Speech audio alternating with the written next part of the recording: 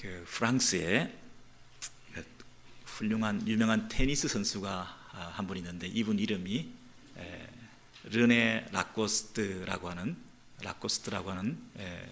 선수였습니다. 이분의 그 강인한 이 체격과 저돌적인 공격력 이런 것 때문에 그 별명이 아그라고 했습니다. 엘리게이터라는 그 닉네임을 가지고 있는 이 선수였습니다. 이 선수가 나중에 은퇴하고 니트웨어 이 의류 회사와 이렇게 같이 회사를 하나 창설을 했는데, 그래서 그 라코스테 자기 이름을 따서, 그런데 그 상표는 자기의 그 닉네임인 그 악어, 초록색 악어가 이렇게 붙어 있는 그 회사를 시작하게 되었다고 합니다. 한국에서 이 상표를 가지고 있는 그 의류 판매점에서 백화점의 한 점원이 손님을 맡게 되었습니다. 손님이 그 옷을 가리키면서 이거 공룡이에요 이렇게 물었습니다. 그랬을 때 이 직원이 너무나 황당하고 어이가 없어서, 아니 이것도 모르냐, 이게 악어인데 이걸 공룡이라고 이렇게 물어보니까 너무나 그 사람이 좀 우습기도 하고 빈정대는 투로 그래도 손님이니까 악어인데요 이렇게 대답을 했습니다. 그랬더니 그 손님이 이렇게 말합니다. 아니 사람을 뭘로 보고 내가 그거 악어인 줄 모르냐고, 이게 남녀가 같이 입을 수 있는 공룡이냐고, 남녀 공룡이냐고 이렇게 물어봤다는 것입니다. 여러분, 악어와 공룡 이 차이만큼이나 대화에서 갭을 느낄 수가 있습니다. 그리고 공룡이라는 단어가 그 공룡인지 저 공룡인지 이 단어에 따라 그 컨셉이 다를 때에 엄청난 이 대화에 이 포커스가 맞지 않는 이런 상황이 벌어질 때가 있습니다. 그냥 악어입니다, 공룡입니다, 남녀 공룡입니까? 그 문장 세 문장 사이에는 빈정됨, 그리고 실망, 그리고 어이없음, 투덜거림. 여러분, 그 행간의 그 문장 사이에는 사람들의 감정이 묻어 있습니다. 우리가 하나님과 대화하고 하나님과 관계를 가지는 하나님의 백성들이 되었는데, 하나님과 우리 사이에는 그저 단어만 주고받을 수 있을까요? 핑퐁 공처럼 왔다 갔다 하는 이런 문장만 왔다 갔다 할 수 있을까요? 하나님도 감정이 있으시고 우리를 향해서 기대가 있으시고 서운함이 있으시고 서글픔이 있으시고 외로움이 있으시고, 또 우리도 하나님을 향해서 가지고 있는 볼멘 소리가 있고 또 하나님 앞에서 서운함도 있을 수가 있습니다. 이 연말과 이 성탄 시즌에 우리가 하나님의 백성인들인데, 하나님의 사랑을 받은 자들인데, 명목상 우리가 하나님의 교회에 모이는 신앙 공동체인데, 우리가 그 하나님을 향해서 뭔가 불편한 마음은 없으십니까? 왜 남들처럼, 내 세상 사람들처럼, 왜 내 주변에 있는 사람들처럼 서로 비교하면서 하나님과의 그 절대적인 관계보다는 상대적인 관계에 있어서 우리의 마음들이 힘들어하고 불편한 그런 마음을 가지고 이 자리에 나와서 하나님을 향해서, 하나님이여, 내가 하나님을 예배하고 지금 이날까지 순종하고 시간과 마음과 물질을 바쳐서 헌신하고 희생한다고 했는데 저의 이 연말의 이 상황은 어떻습니까? 주님, 정말 저를 아시는 건가요? 정말 저를 사랑하시는 건가요? 그 하나님과의 관계에 있어서 근본적인 회의를 가지고 우리가 그분 앞에 질문할 때도 있을 것입니다. 이스라엘 백성들은 어땠을까요? 구약시대 하나님 나라의 백성들이었던 이 말라기서에 나오는 당시 이스라엘 백성들 1장 2절에 이런 대목이 있습니다. 하나님께서 이렇게 말씀하십니다. 내가 너희를 사랑하였노라. 내가 너희를 사랑하였노라. 말라기서 열자마자 첫 번째 말씀이 하나님께서 내가 너희를 사랑하였노라 이렇게 말씀하셨다는 것입니다. 그에 대한 반응이, 이제 이스라엘 백성들은 그 하나님 앞에 뭐라고 얘기를 합니까? 주께서 어떻게 우리를 사랑하셨나이까? 당신이 언제 우리를 사랑했는지 증거를 대보십시오. 여러분, 이 두 문장이 왔다 갔다 했는데요, 이 사이에 얼마나 서로에 대한 쌓여있는 감정들이 있는지 모르겠습니다. 오죽하면 하나님께서 말씀을 시작하자마자 말라기 선지자를 통해서 이스라엘 백성들에게 말해라. 내가 그들을 사랑했다. 그들이 얼마나 하나님의 사랑에 대해서 회의했으면, 하나님이 그들을 사랑했다고 하는 그 사실에 대해서 얼마나 도전을 받았으면 하나님께서 그들을 보자마자 내가 너희를 사랑했다. 얼마나 그들이 이 사랑에 대해서 오해했으면 말문을 열자마자 내가 너희를 사랑했다, 이 말씀부터 하시겠습니까? 뿐만 아니라 사랑했다 그렇게 말을 하니 이 백성들이 하는 그 말이 뭐냐? 얼마나 사랑을 못 받았으면, 얼마나 그 사랑이 느껴지지 않았으면, 얼마나 그 사랑에 대해서 감각이 없고 둔했으면 언제요? 어떻게 사랑했는데요, 우리를? 이런 어처구니 없는 대화들이 오고 갈 수 있었겠습니까? 사랑하였노라, 이 말은 과거형이 아닙니다. 완료형입니다. 영어로는 옛날에 사랑했고 그 사랑이 지금도 계속되고 있고 여전히 계속되고 있어요. 그 사랑은 앞으로도 계속될 것입니다. 내가 너희를 이전에도 사랑했고 지금도 너희를 여전히 사랑한다. 그랬더니 똑같은 시제로 묻는 것입니다. 언제요? 언제 옛날에 우리를 사랑했고 지금도 여전히 사랑하고 있는지요? 지금 전혀 그 사랑을 느끼지 못합니다. 이렇게 말하고 있는 것입니다. 결혼하면 부부가 행복해질 줄 알았는데, 호강시켜줄 줄 알았는데, 좋은 음식만 먹으러 다닐 줄 알았는데, 좋은 여행만 다닐 줄 알았는데, 이 모양 이 꼴로 살아가고 있는 내 형편과 내 모습들이 너무나 초라해져서 내가 너 사랑한다 한쪽에서 얘기를 하면 그 사랑이 이거냐고, 이 고생시키면서 정말 나를 사랑하는 거 맞냐고, 이 볼멘소리를 해야 되는 이 배우자들에게 관계, 부모가 자식을 사랑한다는 그 느낌을 자식들이 가지지 못할 때 이 자식들이 그 부모의 한없는 가없는 그 사랑에도 불구하고 부모가 나를 사랑하지 않는가 보다, 말 한마디 오해한 것, 흘려들은 잘못된 그런 생각으로 집을 뛰쳐나가기도 하면서 정말 나를 사랑한다면 하는 그런 이 토로하는 그런 감정들이 우리들 사이에 얼마나 많이 눈물 자국을 우리 옷가에 적시게 만들고 있습니까? 서로 맞지 않는 아그와 공룡 사이만큼이나 서로가 너무나 감정의 골이 깊어져 있는 우리의 관계들 속에서 하나님께서는 이 문제를 어떻게 해결하십니까? 그 마무리에 보시면 나 여호와가 말하노라, 그분이 다시 말씀을 이어가고 있습니다. 아니 우리 같으면 어이가 없지 않습니까? 내가 너희들을 사랑했고 내가 너희를 사랑하고 있다. 언제요? 어떻게 해요? 못 느껴요? 이렇게 얘기를 할 때 야, 너 대화가 안 되는구나. 내가 그렇게 사랑했는데 그걸 모르다니. 야, 나중에 얘기하자. 더 이상 내가 말하고 싶지 않구나. 야, 너하고는 말을 섞기가 싫다. 너무 차원이 다른 얘기니까 대화가 될 것 같지가 않아. 좀 컴다운하고 나중에 얘기하든지. 야, 너무 말이 안 통한다. 그렇게 얘기를 해도 또 그 말이 안 먹히냐. 그냥 문을 콱 닫아버리고 부부가 한쪽이 나가버리는 것처럼. 손님, 전 다른 손님 받아야 되는데요, 이게 악은지 이게 공룡인지 모르는 손님하고는 더 대화가 하기 싫습니다. 다음 손님. 그러고 싶은 우리의 마음들이 있지 않습니까? 근데 하나님께서는 만군의 여호와, 그 여호와가 또 말하노라. 그 대화를 이어가시면서 그 이해하지 못하는 그 사랑에 대해서 설명을 하기 시작하십니다. 예를 들어서 얘기하기 시작하십니다.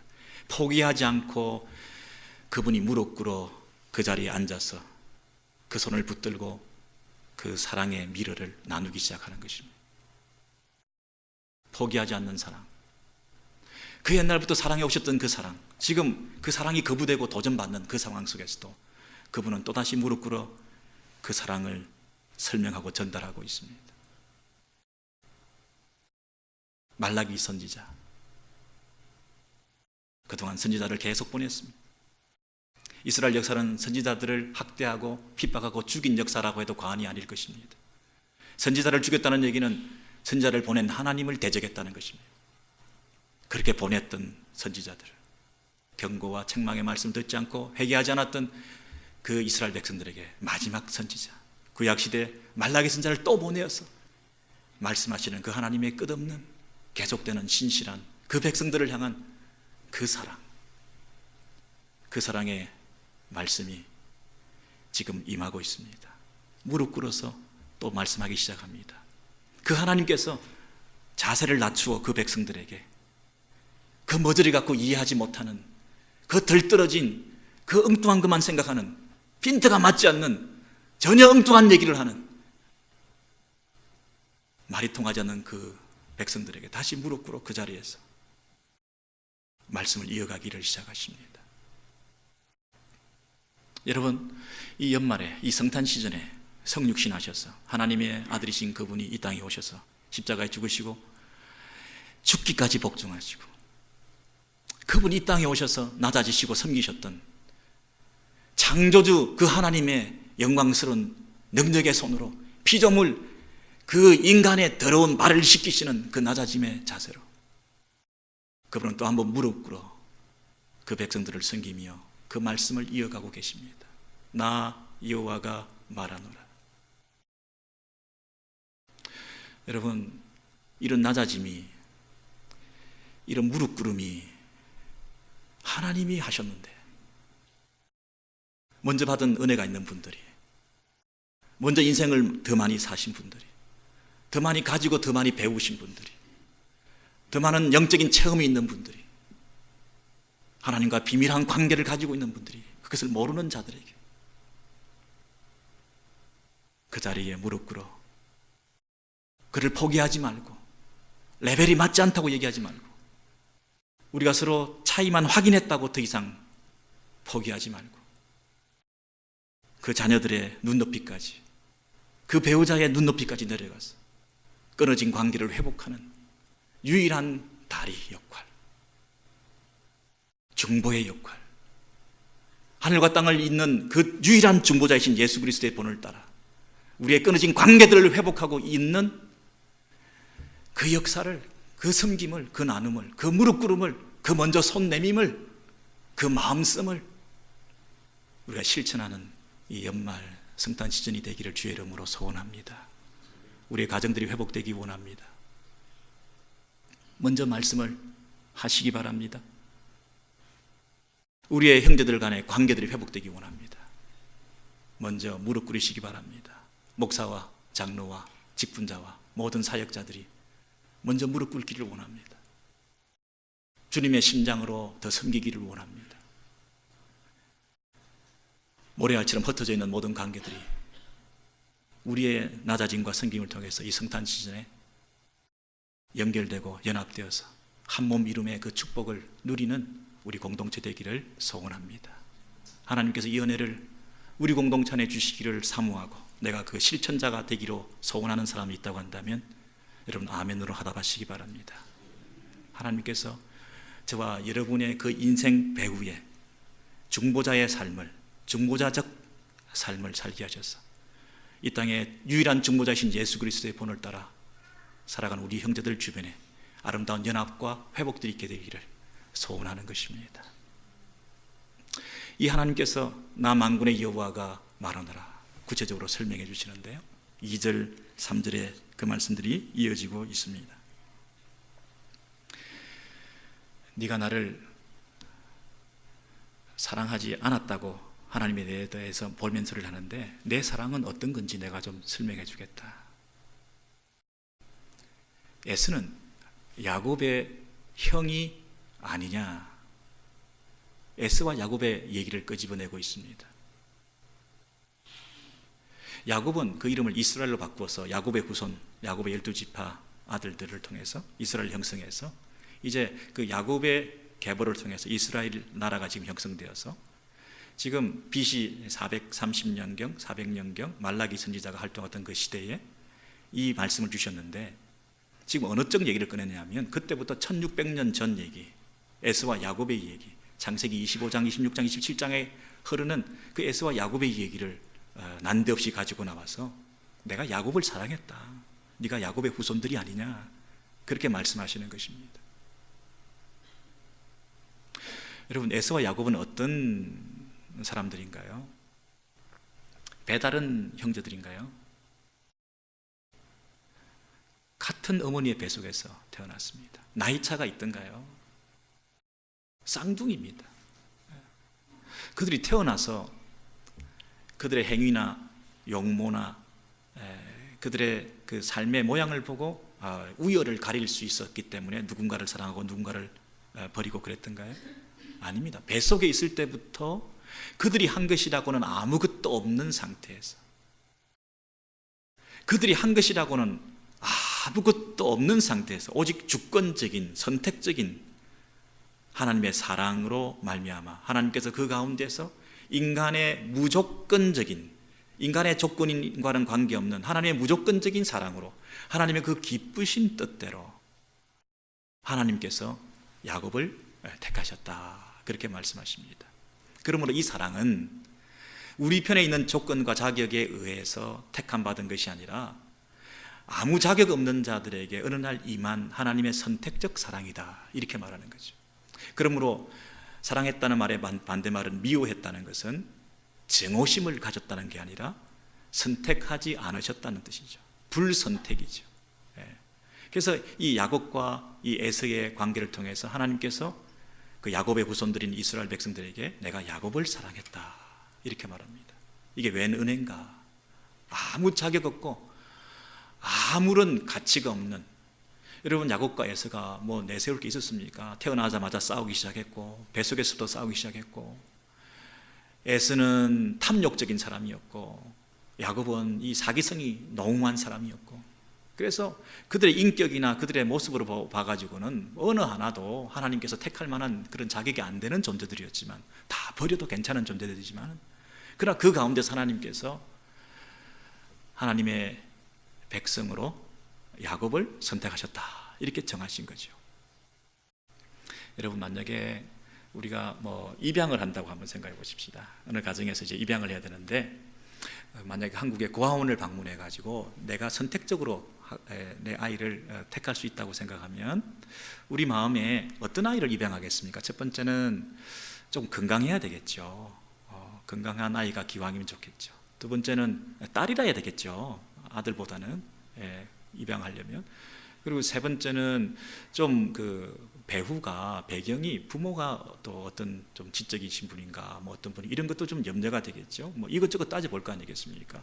또 이목구비가 좀 반듯한 애가 어떨까. 이렇게 해서 이렇게 조건을 다 맞추어서 데리고 오고 싶은 게 우리의 마음인데, 어떤 부모는 가자마자 그저 기도하면서 그냥 순서대로 자기에게 해당되는 그 아이를, 아니면 이렇게 보니까 마음이 가는 아이가 있어가지고 그냥 약해 보이고 뭔가 문제가 있어 보이고 내 손길이 필요한 것 같고, 그래서 나도 모르게 내 마음에 끌리는 대로, 그 기쁘신 깊은 뜻대로 그 아이에 대한 사랑의 감정이 녹아져서 그 아이를 택해가지고 왔어요. 자격도 없고 잘난 것도 없고 출신성분도 모르는 그 아이를 택해서 데리고 와서 집에서 훌륭하게 잘 키웠어. 사춘기가 돼가지고 뭐 이거 사달라 저거 사달라 그러는데,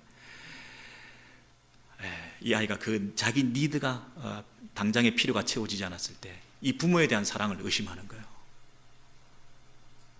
날 사랑하는 거 맞나, 저 부모들이? 나를 입양해 왔다고 나를 이렇게 홀대할 수 있는 거야? 뭔가 달라. 나를 사랑하지 않는 것 같아.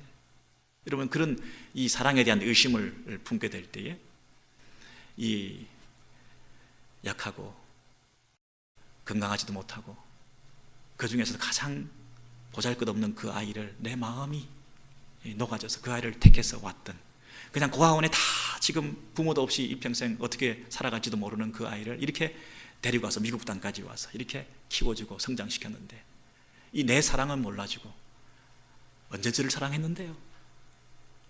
이렇게 고개를 내밀며 얘기를 할 때 이 아버지의 마음, 이 부모의 마음은 얼마나 녹아지겠습니까?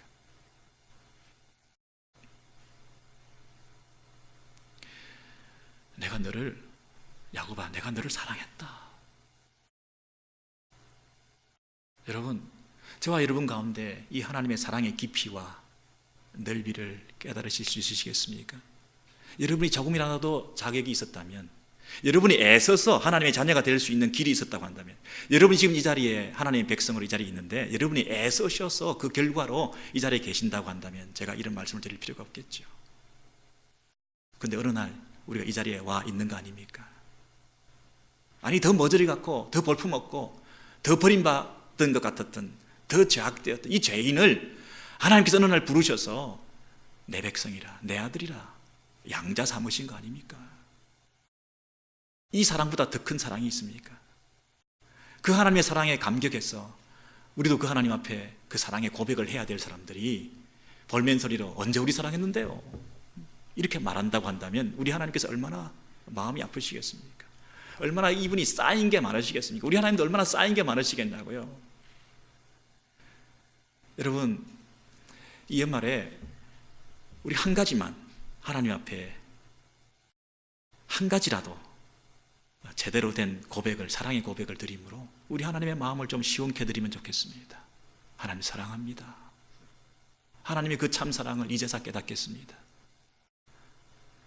그 하나님의 사랑의 깊이라고 하는 것이, 하나님의 사랑의 그 연조라고 하는 것이, 나를 향하신 하나님의 그 청량할 수 없는 은혜라고 하는 것이 이렇게 놀라운 것이군요.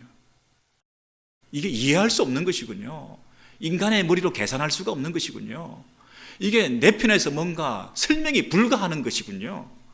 이 하나님의 사랑을 내가 어느 날 받았다는 사실이, 이 사랑이 내게 녹아지게 해주셔서 내 심령을 적시게 해주시고, 이 사랑이 깨달아지게 해주시고, 이 사랑, 이 받은 이 사랑, 이 하나님의 이 사랑 하나 때문에 내 평생 이 하나님만 사랑하고 살겠습니다.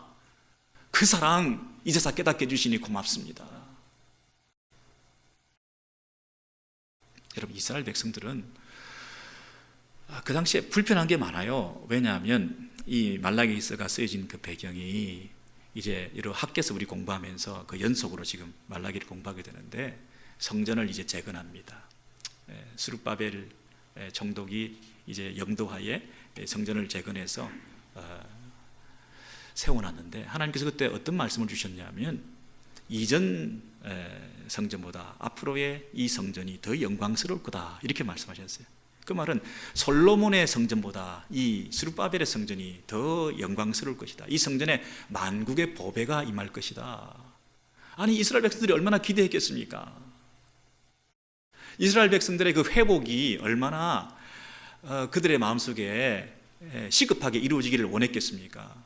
그런데 지금 70년이 지나고 1세기가 지금 지나는 이런 상황 속에서 이스라엘 백성들의 마음에 불편함이 생기기 시작한 거죠.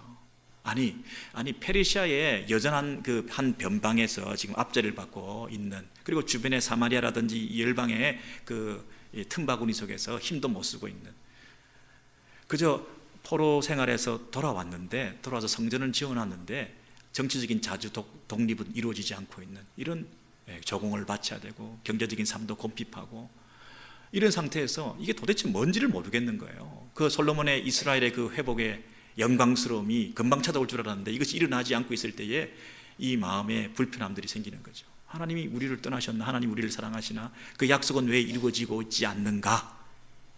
이렇게 질문하고 반문하고 있는 것이죠. 하나님의 사랑이 느껴지지 않습니다, 이렇게 말하고 있는데, 하나님께서 지금 뭐라고 얘기하시느냐면, 내가 너희를 사랑하였고 지금도 너희를 사랑하고 있다. 이 성전을, 정치적인 독립은 이루어지지 않았을지 모르지만은 하나님께서 종교적인 자유를 허락해 주셔서 그 포로된 상태에서 회복해 주심으로 제일 먼저 하게 한 일이, 우리 학개서를 통해서 배웠습니다마는 우선순위로 성전을 건축하는 것이었습니다. 그래서 성전을 건축한다는 이 얘기는 하나님께서 그들 백성과 만나 주시겠다는 거잖아요. 예배를 회복해 주시겠다는 거잖아요. 하나님이 다시 너희를 나의 자녀로 삼아 주셔서 너희의 예배를 내가 받겠다는 거죠. 너희의 예배의 대상으로서 내가 다시 한번 너희를 대접해 주겠다는 거죠. 왜? 이전에는 성전문을 닫으셨으니까. 역겹다. 너희들의 형식적인 그 예배 역겹다. 성전문을 닫아라. 더 이상 제사 드리지 마라. 야, 성전을 파괴해라.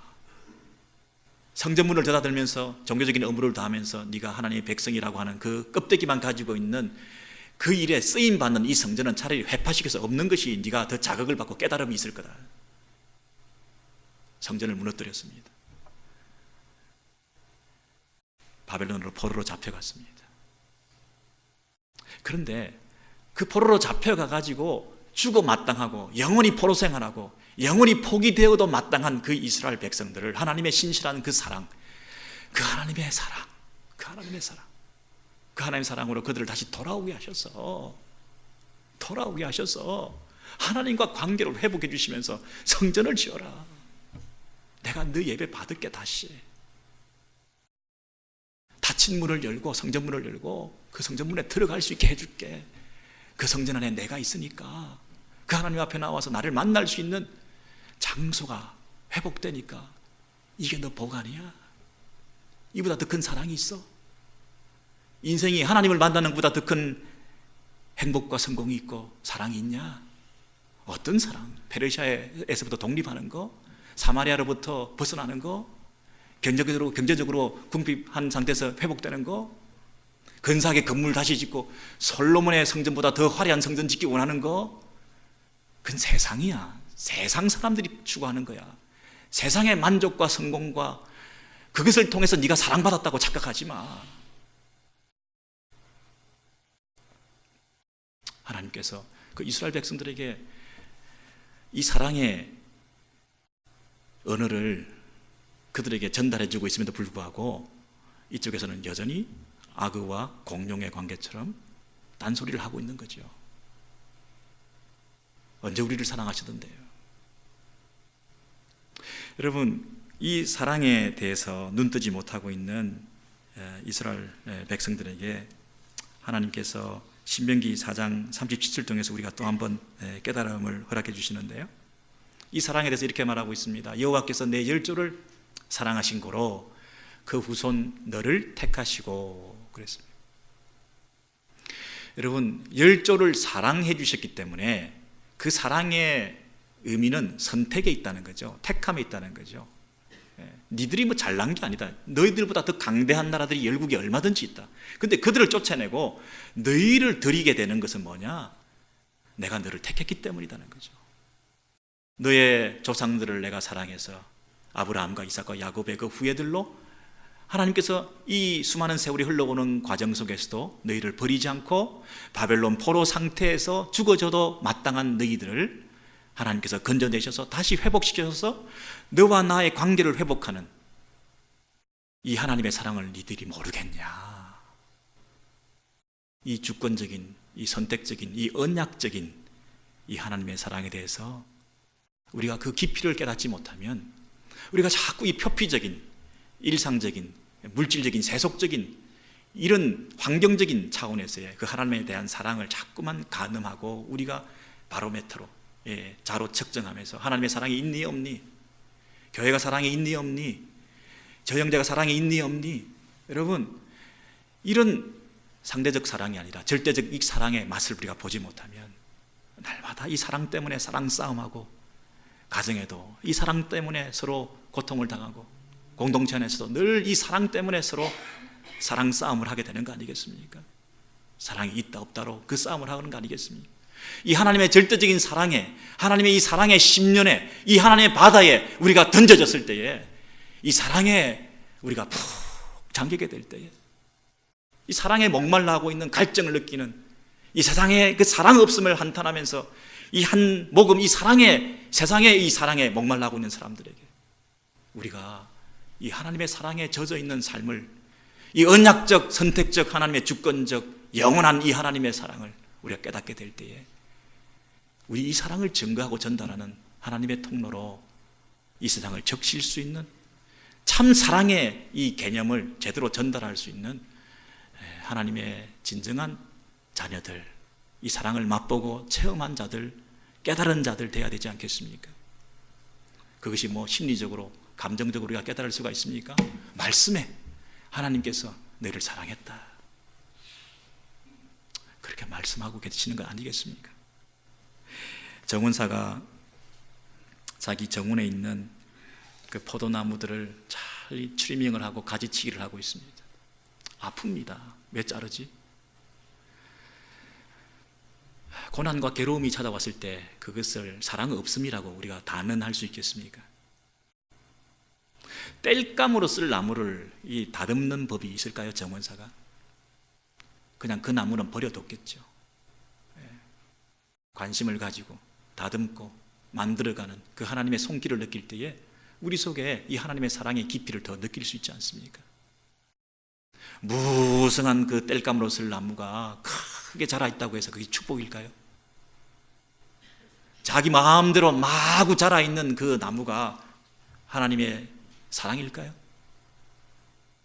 우리는 그 세상의 무성한 모습, 세상의 성공한 모습, 세상의 화려한 모습, 세상의 큰 모습, 그것을 보면서 우리가 부러워할지 모르지만 우리는 하나님과의 내밀한 사랑을 체험하고 늘 누리고 살아가는 사람으로서 어떤 상황 속에서도 내 가지가 잘려나가면서도 그런 하나님께서 더 풍성한 열매를 얻기를 원하시는 나를 향하신 하나님의 그 기대 안에서 지금도 사랑하시고 여전히 사랑하시고 앞으로도 사랑하시고 궁극적으로 우리를 통해서 합력하여 선을 이루시고 지금 어떤 상황 속에서도 그분은 나에게 선하신 분이시고 나에게 사랑을 베푸시는 분이시라는 그 사실에 대한 의심이 없이 그 하나님의 사랑을 감격할 때에 하나님께서 우리를 통해서 당신의 역사들을 더 아름답게 풍성하게 펼쳐나가게 될 줄로 믿습니다.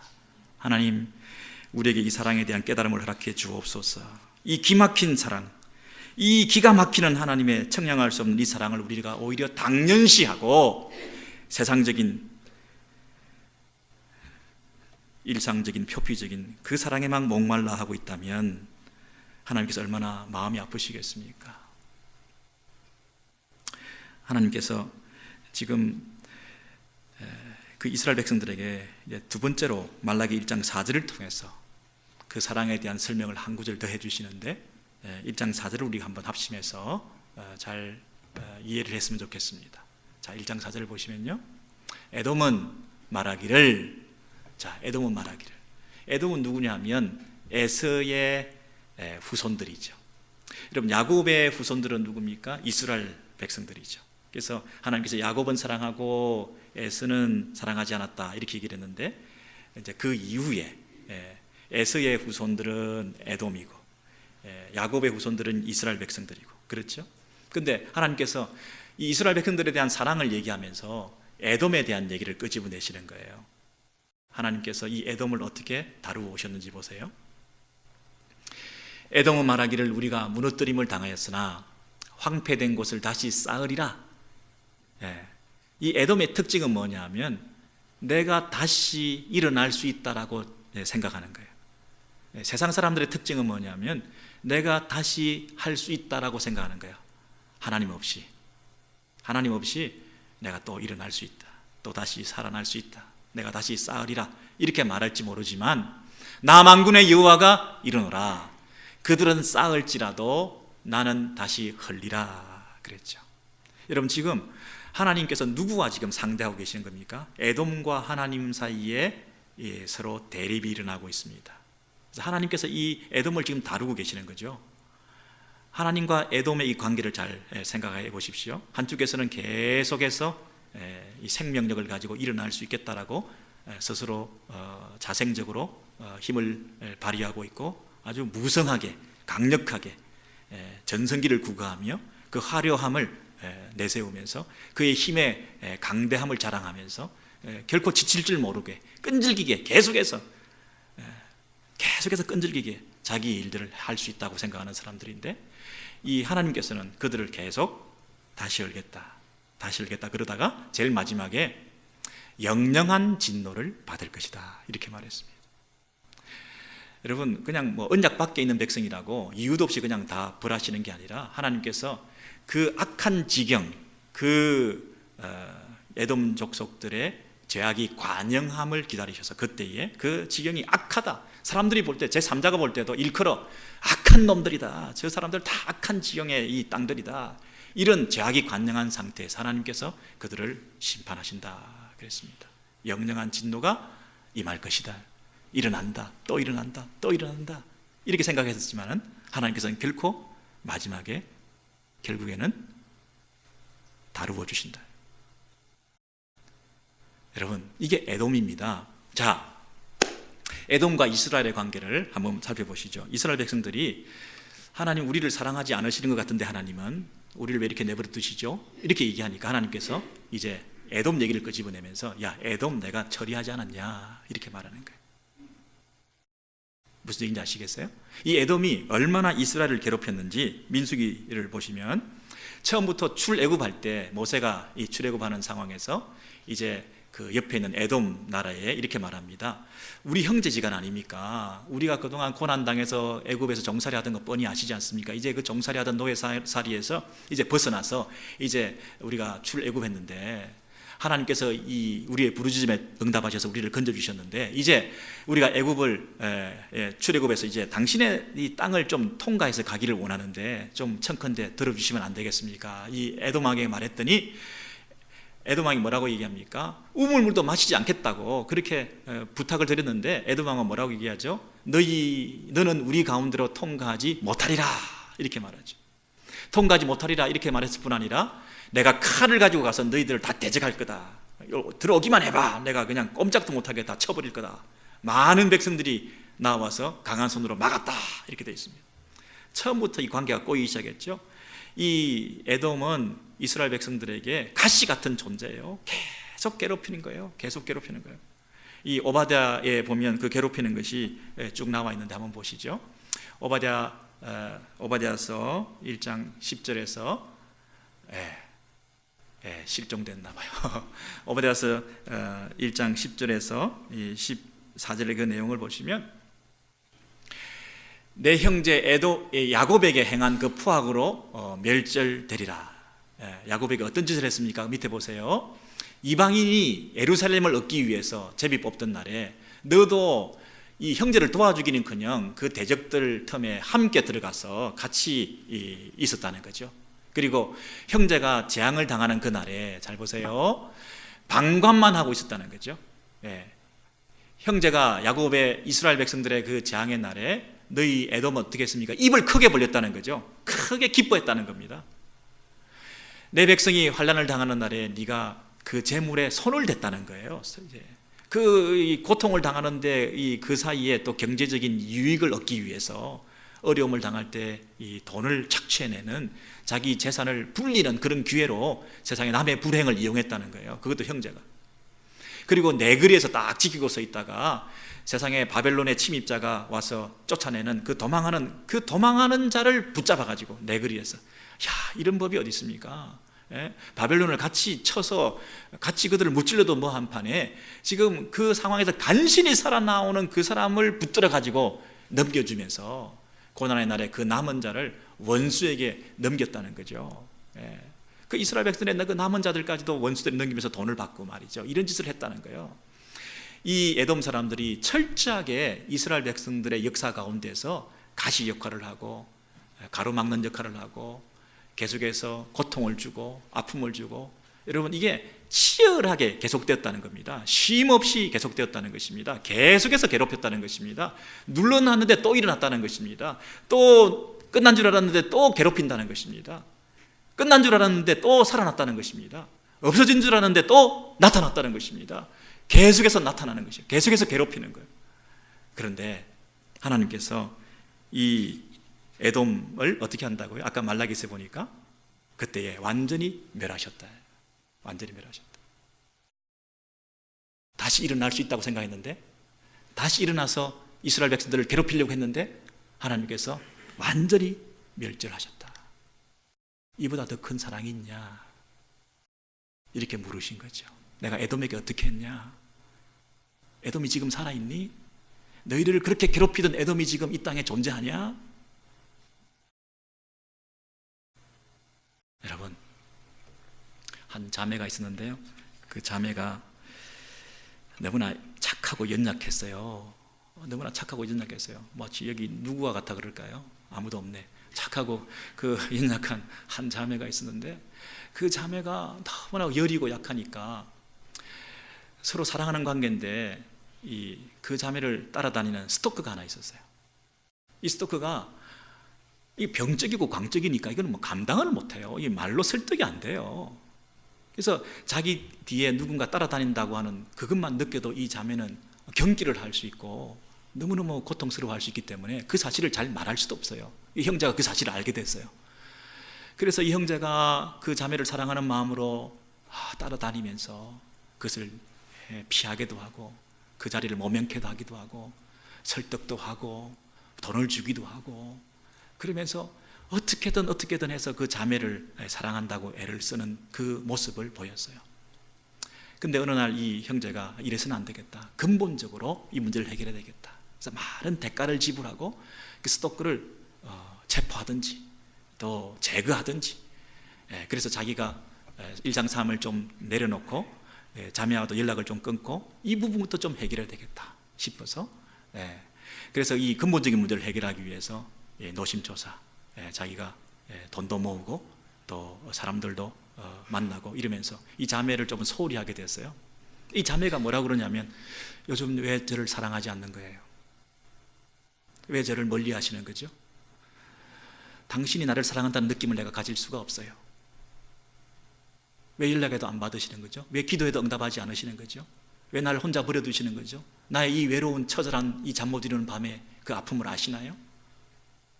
왜 당신은 나를 사랑하지 않는 것입니까?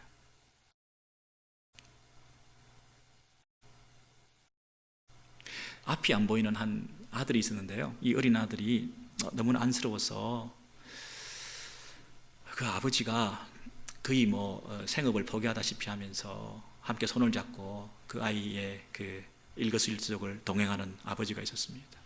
이 장애를 가진 이 부모의 유일한 그 기도 제목 한 가지가 있다고 한다면, 이 아이보다 하루만 더 살게 해 주십시오. 그게 유일한 기도 제목이에요. 그런 마음을 가지고 이 사랑을 베풀면서 이 아이를 케어했는데, 이제 이 아이가 정식으로 학교를 가게 되었어요.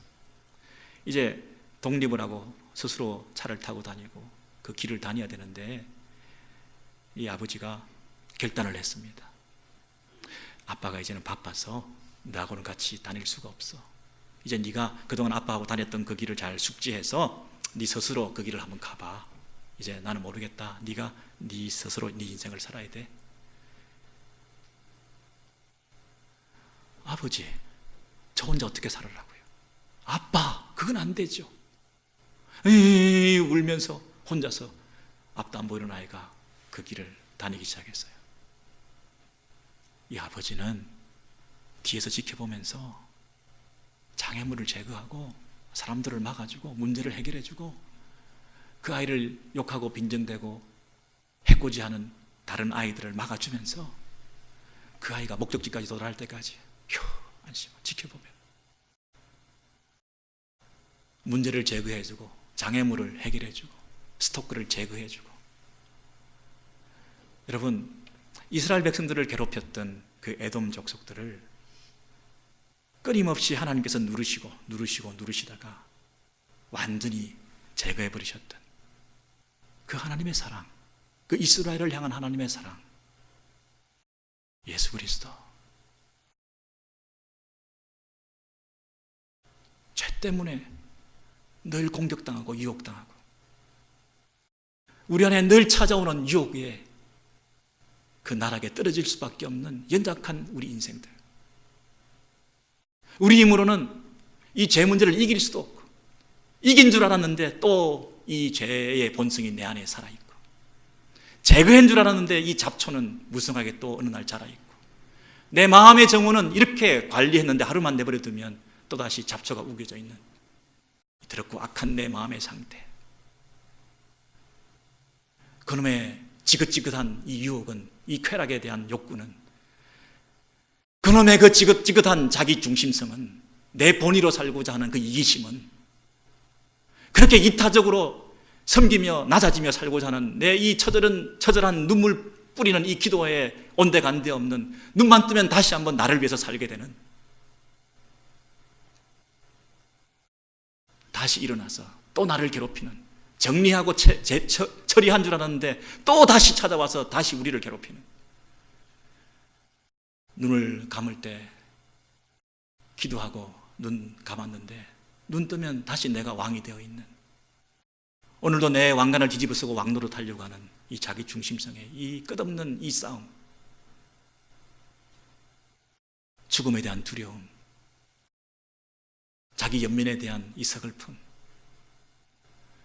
끝도 한도 없는 이 세상에 대한 미련과 애착, 성공하고 싶은 야망, 내 속에 있는 이 끝없는 이 죄악된 본성을 어떻게 처리하느냐. 예수 그리스도,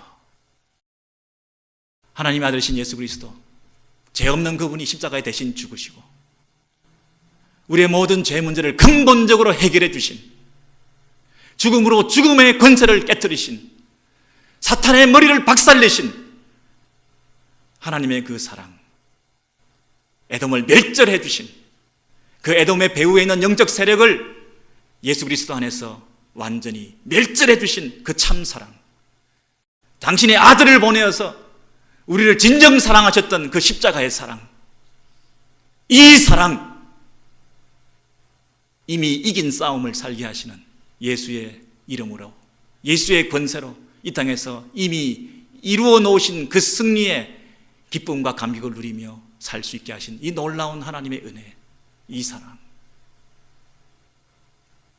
내가 뭔가 할 수 있는 것을 그분이 해 주신 것이 아니라 내가 할 수 없는 것을 그분이 해 주신 이 놀라운 사랑, 내가 감당할 수 없는 것을 그분이 대신 해결해 주신 이 사랑, 내가 죄를 해결할 수 있습니까? 여러분이 스스로 구원의 문제를 이룰 수가 있습니까? 여러분이 스스로 누군가를 한번 진심으로 사랑할 수가 있습니까? 여러분이 진심으로 누군가를 용서할 수 있습니까? 우리가 할 수 없는 것을 그분이 할 수 있게 하신 이 사랑, 여러분이 진정 자유함을 스스로 얻을 수 있습니까? 예수 안에서, 진리 안에서 얻는 이 자유, 여러분이 정말 마음의 평화를 얻을 수 있습니까? 내 스스로 신경 안정제를 먹어서 신경은 안정될지 모르지만 마음의 평화를 얻을 수 있습니까? 하나님이 주시는 그 평화, 예수 그리스도로 통해서 하나님과 화목한 이 관계, 여러분이 하나님과 화목할 수 있습니까? 여러분이 죄 사함 받을 수 있습니까? 여러분이 여러분의 죄 문제를 근본적으로 해결할 수 있습니까?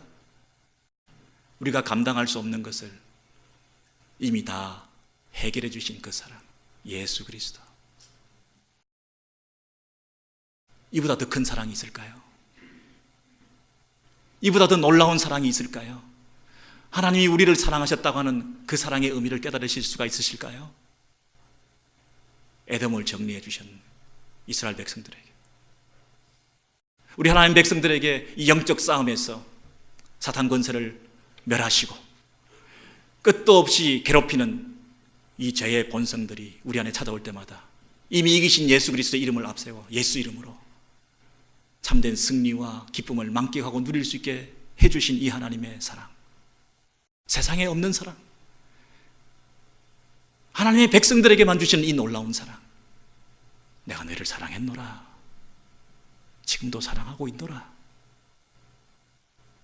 언제요? 여러분, 아그와 공룡의 차이만큼이나 이 하나님의 사랑에 초점이 맞지 않는 우리의 대화를 통해서 하나님이 얼마나 서글퍼하실까요?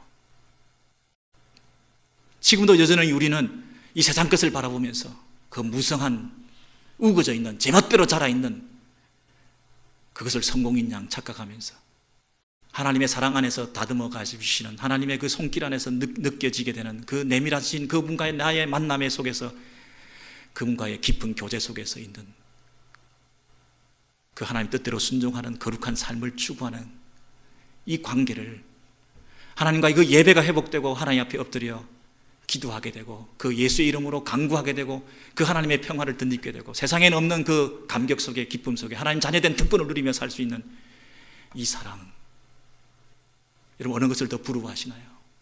어느 것이 참 사랑인가요? 어느 것이 영원한 사랑인가요?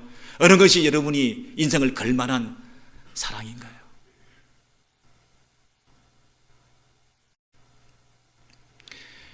그 라코스테라고 하는 그 얘기로 설교를 마무리하고 싶습니다. 사진을 한 장 보여드리겠는데요. 이 노르웨이의 살인마가, 이 사람이 77명을 죽였던 테러 희대의 살인마, 2011년도든가요.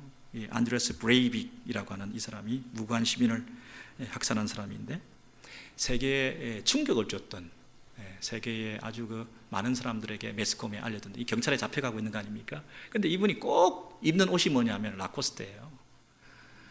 그래서 이분이 자기같이 교양 있는 사람은 이 정도 브랜드의 옷을 입어야 된다고 하면서 구치소에 수감될 때도 수의를 입지 않고 이걸 입겠다고 끝까지 고집을 한 거예요.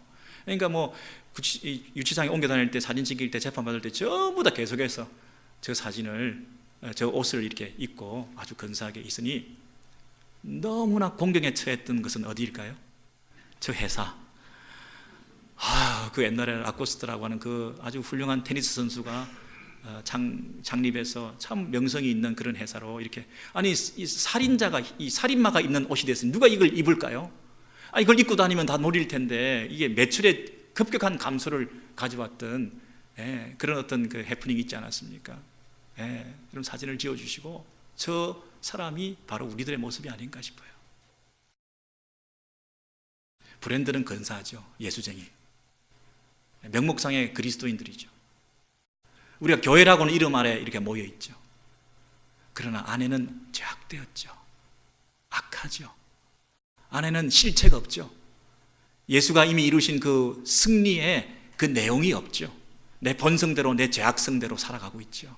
여전히 내 중심대로 살아가고 있죠. 여러분, 제가 살인자고 사람을 죽였다고 하지만 우리 안에서도 얼마나 더 많은 사람을 죽이고 있나요?